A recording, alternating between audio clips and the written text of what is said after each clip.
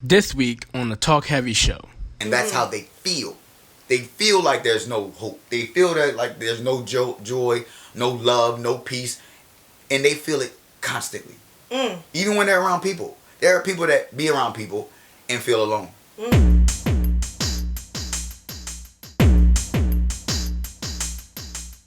What's up, y'all? Welcome to another episode of the Talk Heavy Show. I'm your host, Juju, and we got the crew in the building. Introduce yourselves. Haitian Prince, Sakbase. Hey. Queen Nate, hey y'all. It's your boy Izzy. Ça qu'a fait nous déjà connaît. Ismaël Antoine Blanchard. Génie bien. Turn up. And today, we listened to exactly what y'all want us to talk about. Y'all wrote in those comments how important is mental health in the black community. It's very, very important. And we are going to give you our perspectives here today on the Talk Heavy Show. So, crew, how important is mental health in the black community? Is it important? It's very important. But the thing with us is that we were taught not to speak on it. Yes. From previous time, we were taught not to. When we have issues, we don't have nobody to go to. We can't seek help from anybody because we're taught to just keep them within us. Like we don't. Our parents tell you to suck it up. Like we don't go to psychiatrists, we don't go to doctors, we don't go to none of that because we never had that in our communities. You know, unlike other races, they have that. They're able to go speak to people for help, seek for help. Even back, if you go back in the time to like back when it was slavery, like slavery days, when they had like the most masculine men, like we talked about before, they would demasculate him in front of his whole family, which was like we were taught to just not say anything, or not to fight, or not to fend for ourselves. So it's like that stemmed within the black community to how did now. they do it? How did they do it? How did they demasculate? That's not good. That's not good. But I mean, even now you notice like most black kids, they have problems with like expressing their feelings. They get depressed, but they don't know what the feeling is because they never had to really experience it. But when they do, it's nothing. Don't worry about it. You'll be all right. So it's like they don't know. They can't really, like me for instance. Like I know, like I've always been the type of person to say I'm not depressed. I'm not going through no anxiety. Fuck that shit. That's not me. So it's like now it's like I'm actually to the point like I was fucking depressed. Right. Yes. I was fucked up. Like I can really say that because now I know these feelings. Like we were taught not to express them, but now it's like. When you research it and you actually speak to somebody that's actually willing to reciprocate and actually talk to you or have a conversation and actually expressing how they feel on it and they're positive. It's a positive role they're playing in your life, which it helps you be able to actually come to light. I'm going to talk to this person about it. Like for instance, I could talk to Izzy, like my brother. I could talk to him about issues and he'll give me positive feedback. But some people don't have that type of figure in their life to talk about their problems with. So I think that's how. So how does it sound when someone responds negatively? Like let's say for instance if you were like, yo, I'm feeling sad. How in whether it's our culture or Haitian culture or just in general do black people typically respond to somebody saying I'm vulnerable or weak? For a man, I think it's a real big issue because in our community, the black community especially, for black men, when they're expressing how they feel, most of the time the women will just be like, you stop being like a little bitch. You emotional. Stop being emotional. You're supposed to be a man. Like they'll say shit like that to make a man feel like, damn, can a man have feelings? Right. Can we express ourselves? Can we tell you how we feel? Then it makes a man not want to talk about stuff. Right. Yes. I mean, from my perspective, it makes a man not want to talk about their issues or be open, especially when it comes to being open with their significant other, because then it's like, I'm supposed to be tough. I'm supposed to be able to take care of everything without a problem because I'm a robot. That's basically what they make it seem like you are. For real. So That's true. I think that's the issue we have now in our community with black people, especially when it comes to that. Definitely. I definitely agree with you on that. Us as black people, we are told to be strong. Like I feel like sometimes I always have to be the strong one. Even in my group of friends, like everybody comes to me, what do you think I should do? And like they come to me with their problems sometimes and I'm pouring out and I'm always the strong one, and sometimes that strong person needs the pouring into, they need that pouring into because if you don't have that, you might go crazy out here. You're listening to people and it seems like at times when you're that strong person, you're taking on people's problems sometimes. Right. And it can be very, very stressful. Speaking my language. And you're not you're not dealing with those things that you have. It's like, dang, I got this problem. I'm taking on their issue. I'm taking on their issue. Right. You should do this. You should do that. You should do that. but I still got this over here Right. that I need to take care of. Right. And it's making me seriously go crazy. Right. You get what I'm saying?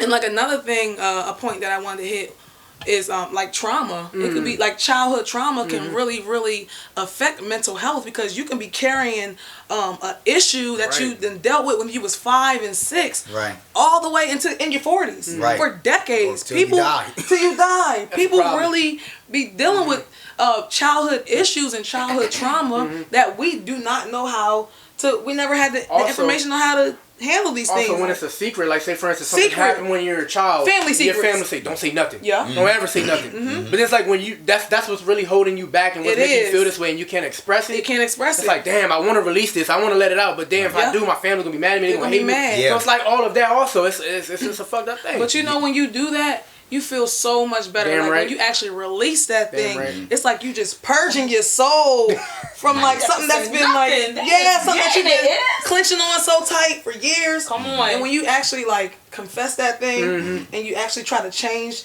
other people and try to help other people, it's like a purge to your soul. But that's only if the family, like he said, people talking about certain stuff, if they get backlash, even if they feel like they released something, then they got another problem. That's another A mental, new new mental traumatic problem because their Right. family judges them and condemns them. The one question I wanted to ask you was, you being a female, because he talked about it from a male perspective, you being a female, how do women react when you express yourself? Like your weaknesses or vulnerabilities.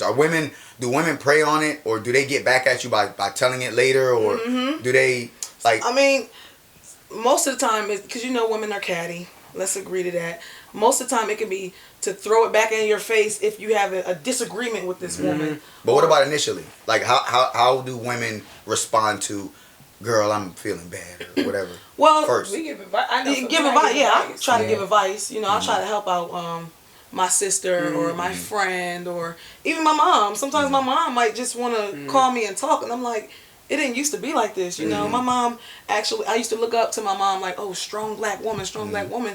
But she goes through stuff just like me. Right, You get what but I'm the saying? fact that it has gotten thrown back in your face, are y'all still comfortable with disclosing to either the same person or even another woman later? Of course not. Okay. Because it's like, oh, she either gonna throw it in my face, she gonna tell somebody that she trusts, they are gonna tell somebody they trust, and it just Exactly. becomes the chain of trust. Exactly. It's like, well, how the hell does she know my business if I Exactly. just told you? You get what I'm saying? And now you have an issue with that person, and you have an issue with trust now. You Or get what I'm telling saying? people? Or So telling then do y'all people. stop Exactly. telling people? So it's like you keep everything bottled in, and then you might have something that happens that might not be, you know, that serious, and it just Boom. you blow up on Yeah. somebody. You blow up on your dude or Right. something. You blow up on your friend, and they might look at you like, this girl's crazy. Right, right. You know, and it's just like, I believe we just got to sit back and really process our feelings and our emotions and just how we feel and how we communicate with people, because it's certain things that we can go through that can really continue to replay in your head, Right. and it will be I guess a template of how you treat other people or how you embrace new relationships, Right. or new business ventures or a new job. It can really affect that, you Right. know, affect a new relationship. So Right. I think it's very, very important to actually sit back and process, or write in a journal, or find other ways to get that energy out. Paint, you know, go to the studio, write a song, write in your journal, write a book. You know, just find positive ways to channel that Right. those feelings and those emotions. And I really think that it's important. Right. It really is important. I know as it pertains to my family, I was always told that's family business. And what you don't do with family business is tell it out in the street. And I understand why my mother said, and I even wrote it in my book, I referenced it, that one of the chapters is family business. And listen, I'm about to disclose all family business. Right. That's just how it's going to be. Right. But it was a protection thing, and I get it. But also back then in the community, you know what I mean, your name is your stature. Okay? So if you are going out and saying, hey, like, okay, back in the day it was, oh my God, she's 16 and she's pregnant. You know? Right. Or this, that, and the third. So now the family is kind of have this tainted stain on Yeah. their name based Right. off of a situation that occurred. Right. And so that's where that family business stays in the house, or you don't talk about certain things. But I found that and not talking about it. And not talking about it, Lord. it festers other things. Yes. And so it does stem from trauma, or it does stem from PTSD when something happens or whatever. But then, and like for me, this day and age, it morphs into different things. Yeah. So whereas I dealt with an issue when I was 5. Am I over it yet? I can say I am, but anything that looks like or anything like that, I'm like, nah. So that's why I say I think I'm kind of in this spirit of cutoff, because anything that looks like something that hurt me, I'm done with you. Yes. And it's not on purpose, but I have to maintain my mental. Right. Because if I don't, I may be like, you know what? Today might be the day. Right. That, okay, I tried to commit suicide 4 times. Maybe I will be successful in this 5th time. Yeah. You get what I'm saying? Yeah. And so, for me, it's always trying to renew my mind. I wear a lot of shirts that say a lot of different things. I say, like this one says blessed. And the one I had on before said about 100% virgin. Even though, no, I'm not a virgin, but that's the 3rd definition of what a virgin means. You know what I mean? As far as sexual content is concerned. But me wearing it makes me feel good, because the 1st definition is without stain. Oh, okay. Okay. Yeah. And my name is purity without stain. Right. So it's crazy how my name means purity. Right. And then everything about me is not pure. It doesn't make sense. But it's just something to play on the mental. Yeah. Yes. And if I don't have an avenue to talk to, like, or if anybody to talk to, then again, I'm bottling it up. Yeah. Yes. Or I'm not saying nothing. I am considered one of, I guess I wouldn't say the smartest of my friends, but as it pertains to social awareness and who I am as an individual, they do come to me when it comes as far as relationships. They do come to me as far as what can I do with this, that, and the third. And then it's like, okay, when can I talk to you about this issue? But I understand that you don't have the mental capacity to deal with it. That's what's fucked up. But at least just listen and say, dang, sis, I know you dealing with this. Right. I can't offer you this, but I know somebody, and I may not know somebody. Right. But I will get back to you on that, because I don't know what to do. But at least be that ear. Yes. You know what I mean? And so, for me, I think, I've done different things that's not conventional. I purposely went to school and decided to do the psychology because I wanted to figure out what the hell was wrong with me. Yes. You're telling me that I'm supposed to do X, Y, and Z, and I'm healed, and I'm cured, and this is supposed to be true, but this is not right. Right. And so I figure if I go to school and I can self-diagnose, Right. then I ain't got to worry about telling nobody nothing, and I'm cured, and I can walk around and I'm good. Right. But that's not reality. Right. Reality is that in order to conquer mental health, we need each other. We do. Because the human interaction is what's needed to heal it. Right. But if I don't feel comfortable enough coming to you about a situation because you can't handle it, or you too busy, or you dealing with your own shit, Right. then where does that leave me? Exactly. Yeah. And it has me going back to Robin Williams and Kate Spade. Yeah. Like, who was in their circle that did not see that they were dealing with a mental illness? Definitely. But who had the capacity though? Who couldn't say nothing? I'm sure it's warning signs. Listen. But they even talk about it. People that have, like, I told people 2016 that I was prepared to commit suicide. Right, but the thing is it believable?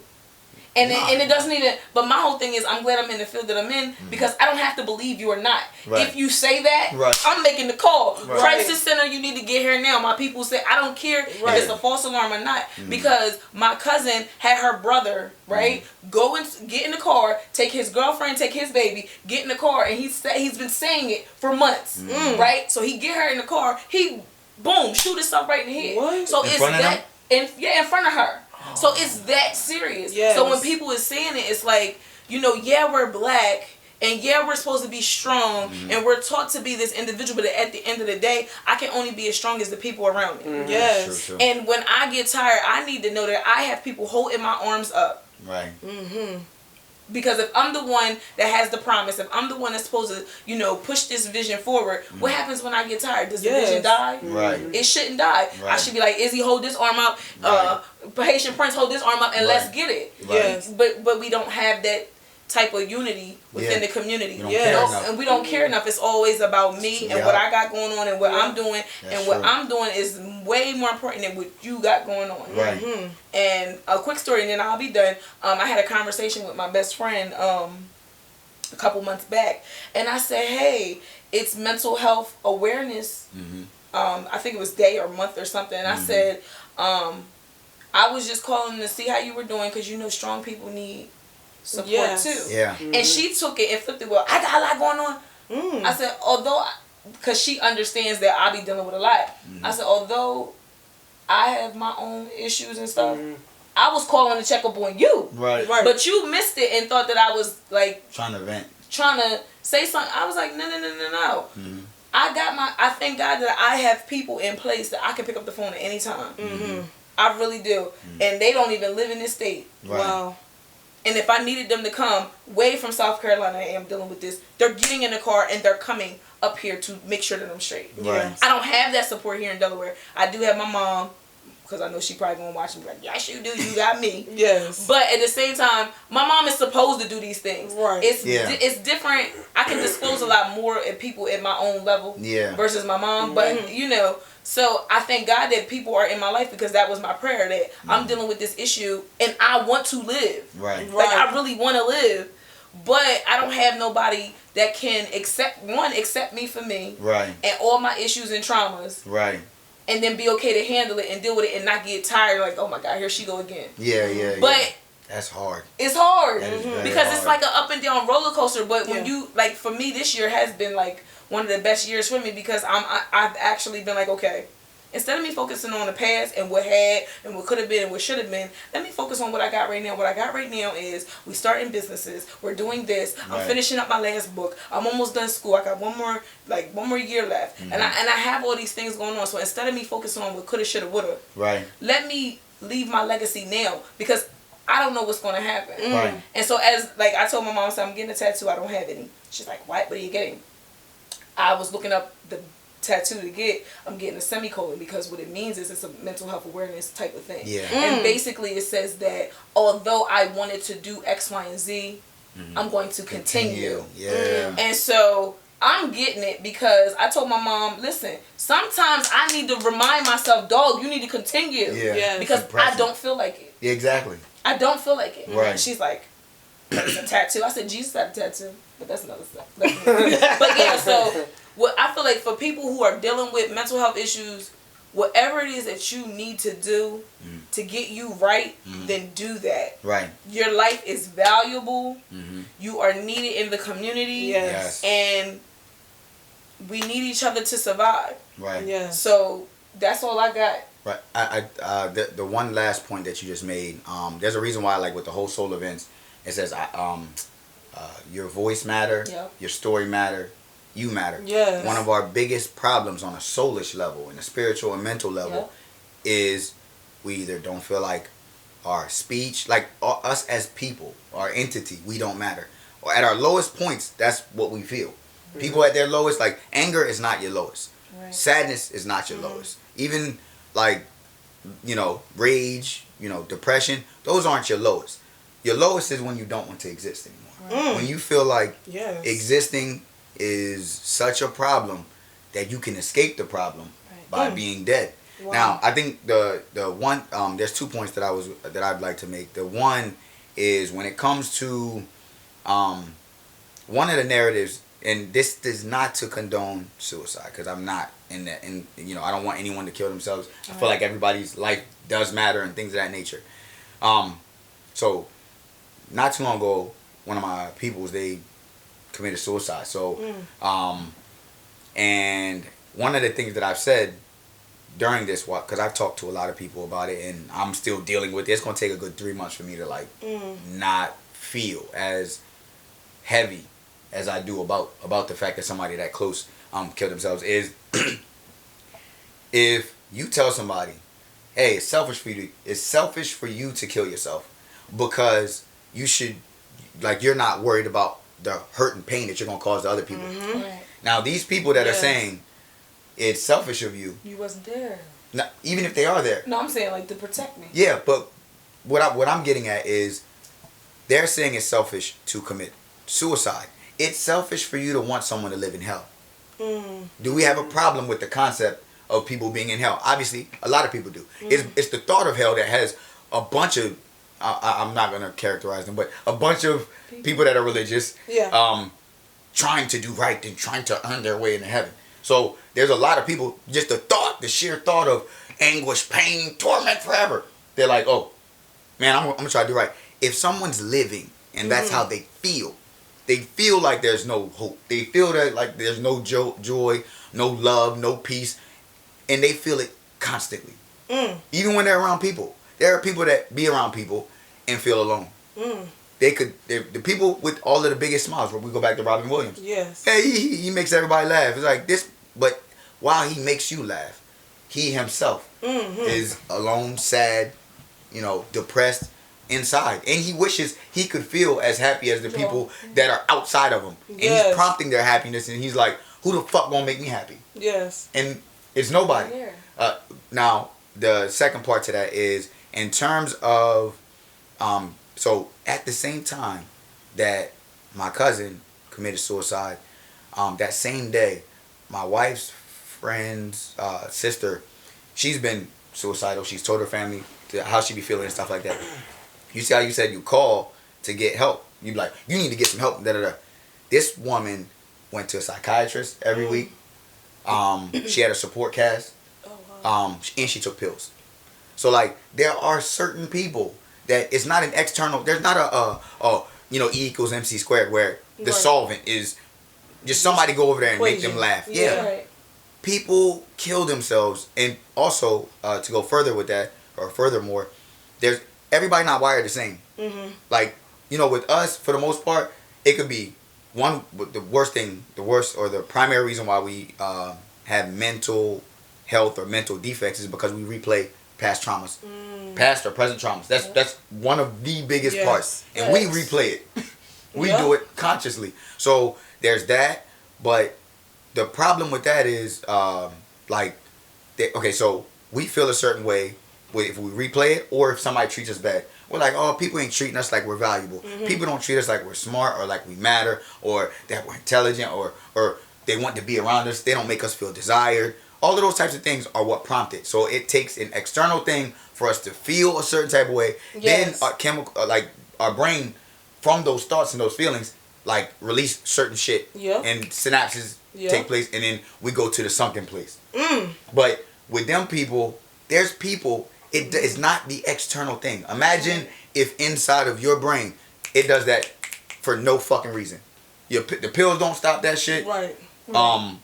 Prayer don't stop that shit, even though people feel like therapists don't stop that shit. Right. Nothing stops it. So what is your solution for that person? Like, so what I was getting at is, sometimes I'm like, in this particular time, I'm very sad that the boy is gone, but I'm happy that he don't have to have that burden of existing. Existing is hell for some people. And to want them to force to force them to try to live is to essentially want somebody to go to hell or live in hell. So like that, I feel like people need to stop with the now his family couldn't talk about it because we were talking about it part 2. Why? Because with them being religious, guess where he's at right now in terms of their psyche? He's in hell. Real. No, hell. Like, he killed himself. There's a lot of there's a lot in Asian culture and in American culture. A lot of them feel that way. Like, oh, you killed yourself, no return. So, but my point is, so they can't even talk about it. But guess what? They don't talk about it. They could help somebody else that actually can be helped. Right. Yep. That can that way. They don't. You know why? Because the status. Like she was talking about. Family business. Bitch, we all humans. We all are fucked up. Even a dysfunctional family functions. So if it's functioning in an unhealthy manner, there's ways we can fix it, but there's some shit that we're not going to be able to fix. People don't try to understand we gotta talk about on in people's mind. Like, you don't sit there and try to actually understand what somebody's going through. Versus, you always tell somebody they're right. Or because you don't want to deal with it. But I think that it's also depending on who you talk to. That too. It could be that it could fester on some trauma on their end. Because I remember when my book came out, I had a lady come to me, and this is a woman that I looked up to for 20 years. Wow. And I thought that she would support me, and she did not. Wow. And she said, I'm trying to protect you. You don't understand. So no, I don't think that it's okay for you to come here and sell that book. Wow. And I said, People's image of her. I don't need. Like- I don't need protection. Right. I needed protection then. And you need to protect people. You I by, said so, by writing that and having that. And that's what I said. I said the purpose for writing it was to say, hey, yeah, this trauma took place. I'm not negating that this happened. Mm-hmm. But as a result, this is why I didn't want to live. This is why mental illness is going on. This is why I have issues with men and picking the wrong men and dealing with trauma when it comes to that. This is why, you know what I mean? Yeah. So these are the reasons. Yeah, this one thing happened. Right. And I'm like, no, these are things we need to talk about. These are the conversations we need to have. Because while I'm sitting on this pew, not to thought out that it was a church, but because while I'm sitting on this pew, you are supposed to be discerning that I'm ill and you can't and I want to die. Right. And I sat on this second pew for 15, 16 years and you couldn't discern that I did not want to live. Well, they don't care though. No offense to them, but all offense to whoever they are. But no, I'm just saying, but I had to look within myself, you know what I mean? And then hearing, God, what is this? Especially when it comes to people in prominent positions. Yeah. Yes. What is this? And and then the revelation that was dropped was, you don't know if that happened to her. And by you exposing yourself, she has to see herself. open herself up to see who she really was or could have been. Right. Or maybe she knows somebody that's close to her. Maybe it wasn't her. Right. Maybe she permitted something like that to happen. Exactly. Yeah. So when I took a step back like that, I was no longer offended that you could not help me. Right. Because there are going to be people that's willing and open. And I have been blessed in many facets, maybe not in Delaware, but outside of Delaware, where I've sold out of 200 books at one time or 60 books at one time, or people calling me like, hey, I need a extensible amount of books because I want to use it for, you know, a study. Right. Or I want to, you know, have this women book club or whatever. So, but it just made me more sensitive because I want people to be like, oh, she's strong, but I don't want people to look at me as I'm weak too because I'm not. Right. That was my past. It's your boy Izzy. Jenny Bell, Vinny Bell, in the building. And it's your boy Haitian Prince, Sac Passe. Talk Heavy is committed to bringing Delaware and the Shore exposure to quality content, entrepreneurs, events, and local talent. Such as local artists, both musicians, photographers, and art. New discussions from Talk Heavy that the crew hasn't discussed yet. Great businesses such as restaurants and much more. Look out for our party this summer where we'll be having a great time in a meet and greet. We'll also have an unveiling of a lot more merchandise. This is not our platform, but all of the Shore's platform. We're informing each other about who's got now, who's got next, who's hot, and what's going on throughout the Shore. Please follow, subscribe, and share if you find our content to be valuable to our community. Leave comments on the videos. We're open to criticism, love, and even hate. If there's topics you're interested in hearing us discuss, let us know. If there's any artists you'd like us to bring onto the interviews, messages. You can find us on IG Talk Heavy, YouTube 302, Twitter Talk Heavy 302, and Facebook Talk Heavy 302, and also Talk Heavy Group. And don't forget, talk is cheap unless you're talking heavy. But yeah, that was the past. And I don't even know where I was going, but anyway, I'm seeing now that because I'm more relatable and people are willing to open up about me, that maybe the reason that you said you shunned this part is because you had some stuff that you're not ready to deal with yourself. Right. And so I don't judge nobody. I just still love with the same love that I had and before. Keep writing. And keep writing.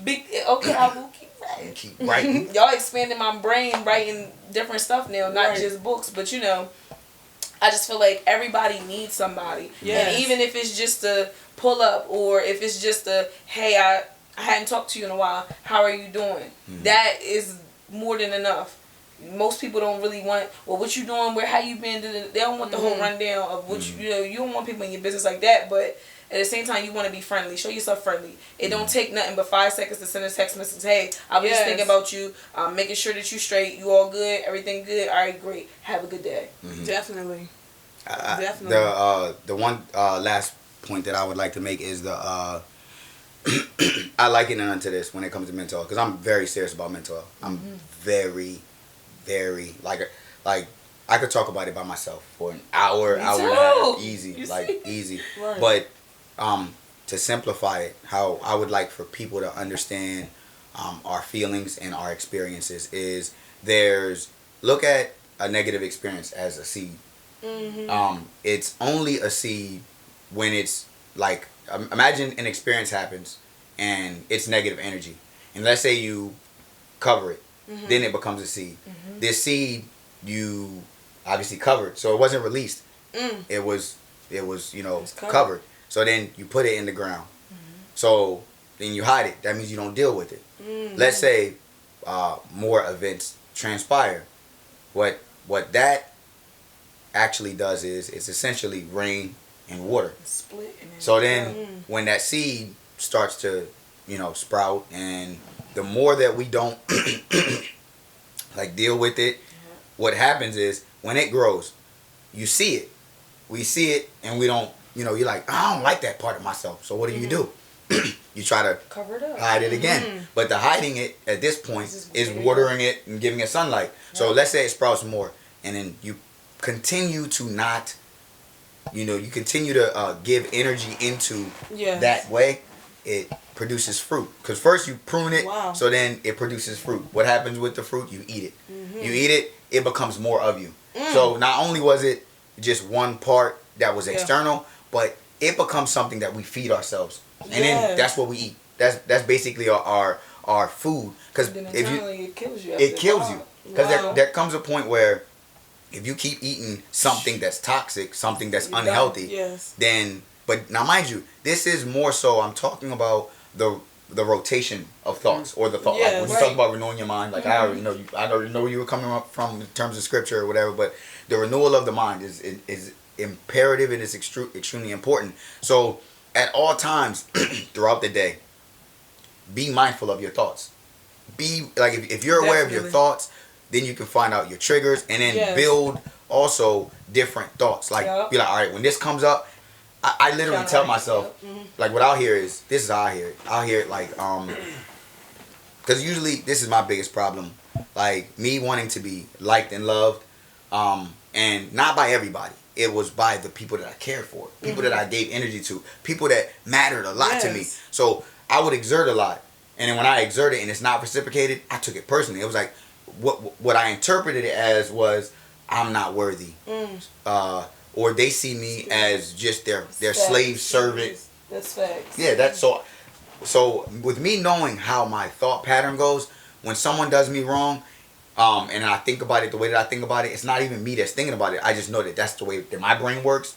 I hear myself talking, well, one of myself. That's another thing. But I'll hear that in motion, and I'll be like, all right, so what? Like, continue. What are you getting at? You're just trying to make me feel bad. The you is myself. It's like, if this goes in motion, but what I do is I view it as microphones. So like whatever I focus on, that's the microphone. So if I bring the microphone to the little Oompa Loompa that's over there talking stupid, and I put it in front of his mouth, and he's like, you ain't shit. Yup. Yeah. So all I'm hearing is that. So then what it does is it expands my feelings of inferiority, my feelings of I'm not validated. You don't matter. You're not special. You're just a slave. You're just a servant. Fuck you. You ain't shit. Right. All of those types of stuff happen, and then so I'm like, okay, are you gonna take the microphone away from him? Definitely. So I'd be like, he's doing what he's supposed to do. That part of you does that. You know it does that. Why are you even bringing the microphone over to him? Yeah. That just happened. Yes, this is how you feel. Like, cause what I'll do is I'll talk to. I have it to where that Oompa Loompa, I just calling that for illustration for right now. Like, I'll get him to chill. Like, he'll be in like chill mode. Like, I'll be like, all right, you can shut up now. Say, it's okay, buddy. Like, you do matter. You're trying to tell me that, this, that, and the other. I know you have a function. It matters. It's okay, buddy. And he'd be like, okay. And he goes, sits in the corner. And then, I go on, and then what I do is I go to the center of myself, the king in me. Yes. And then I give him the mic. I'm like, who the fuck are you? Yeah. Nigga, what? Who are you? Right. I'm that nigga. I've been that nigga. I was born that nigga. All of that. So that happens, and then I give it to the next part of me that says, like, look at what you just did. So I have to tell myself in order to not go back to him, because I'm a psycho motherfucker. Like, not psycho, but cycle. Yeah. So if I don't give it, like, when I'm in a state of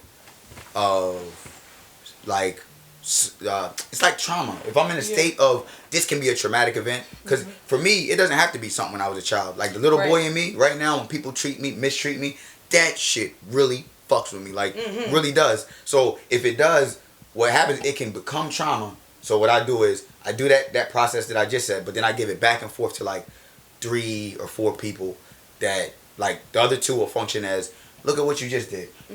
You brushed your teeth today. Like, something simple as that. Or I'd be like, yo, you know, look at what you're doing with your kids. Yes. Look at how you made this person feel, or that person feel. And then, so like the voice that's, because even the Oompa still is probably whispering, but it goes from whisper to mute. Because I just keep feeding my focus into that king in you. Exactly. All of those, all parts of me that love me, because there's parts of me that don't love me, of my own self. Yeah. So in terms of mental health, I feel like everybody has to learn them. You got to learn yourself to that minute detail. Like if you don't know yourself like that, you are not only going to not live your best life, as one of our segments was, you're going to live a life of torment, sadness, depression. You're not going to be able to help nobody else. Definitely. And so like that's it. That's all I got. Man, that was good. All right, guys. Y'all heard it first. Mental health in the black community. Guys, this stuff is important. Yes. It's important. And I thank you guys so much for all of the likes, the loves, and the shares, and for giving us that topic, because we need to shed light and a lot of light on these issues that are going on in our communities. So if you see a friend or a family member that you think may be going through those issues that we spoke about earlier, be that listening ear. Yes. If you have to call a hotline, call the hotline. Right. Support them. Right. Because we need it. And it's a lot of times where we don't wake up and we don't see what's going on until somebody's gone. Right. And that's not the way to go, guys. So I just want to challenge you to be better and do better. Right. Don't forget to follow our Instagram page at @talkheavy_talk heavy. That's @_talk heavy. Follow our Facebook page, Facebook Live. We do lives all the time at Talk Heavy. We talk about a lot of topics that you guys may be thinking about, but we don't really talk about in our communities. So follow that page, follow our Instagram page, continue to like, love, share, comment, wave, and just support us, because we really, really appreciate it, guys. And we're doing all of this for you. So until next time, guys, the Talk Heavy Show. And don't forget, talk is cheap unless you're talking heavy. Hey. All right. I mean, if you want me to go first, I can. He just said Just he was rather first. not. Great. Doesn't matter. Okay, all right, go ahead. He said first. She's second. You're third. I'm last. Can they see my ashy knees, though? Girl, you nobody see your Them joints is ashy crazy. knees. Them socks is ridiculous, though. What's up, y'all? Welcome back to another episode of the Talk Heavy Show. I'm your host. Hey, Got it. Juju on that beat. Hey. On that beat. Hey, Juju 5, on that Juju. 4, on that 3, 2, Juju, on that 1, go. What's up, y'all? Y'all just messed me up. I said 5, 4, 3, 2, 1, and go. And you I should don't just know what's going on. All right, come on. Look, See, that, you shouldn't have that's gave her still- that. I know. Isn't it still? That's still hitting. Look, y'all Can't lying. handle that steel This pipe. is Arizona